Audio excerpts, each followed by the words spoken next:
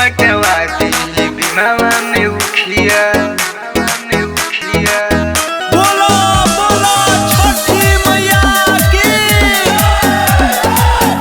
बटवा दी बिमावा में उखिया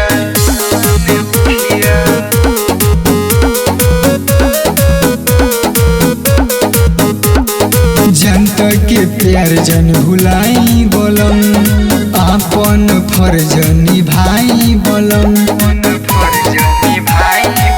ए जी सुनी ना, जनता के प्यार जन भुलाई बोलम, आपन फर्ज निभाई बोलम। छठी माई की कृपा से बन गईनी मुखिया, बन गईनी मुखिया। घाट पर लगवा दी राजा चुप भूखिया, बटवा दी गौआ में उखिया। घाट पर लगवा दी झालर चुक भूखिया, बटवा दी बिमावा में उखिया। बटवा दी बिमावा में उखिया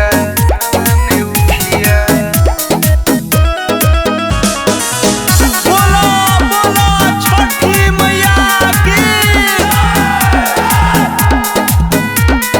जनता की आशा पोखरा उतरी, एही जैसे श्री गणेश रउआ करी। ए जी करी ना,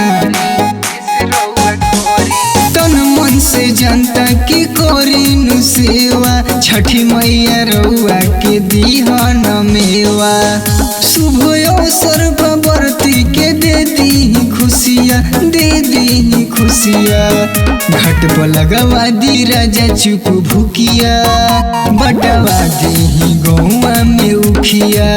घाट पर लगवा दी राजा चुप भूखिया, बटवा दी बिमावा में उखिया। बिमावा में उखिया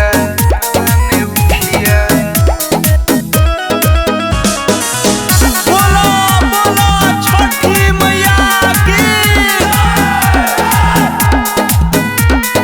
करवा दी साफ गली रोड या रास्ता, दूध या चाय के कदी व्यवस्था।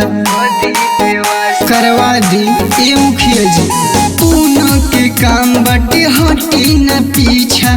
पवन संदीपवा के इहे बाइछा, हमहू बजवाई बजा भरम कोसिया, अभरम कोसिया। घाट पर लगवा दी राजा चुप भूखिया, बटवा दी गौआ में उखिया। घाट पर लगवा दी झालर चुप भूखिया, बटवा दी बिमावा में उखिया। करवा दिए मुखिया जी, अब का चिंता करत बानी।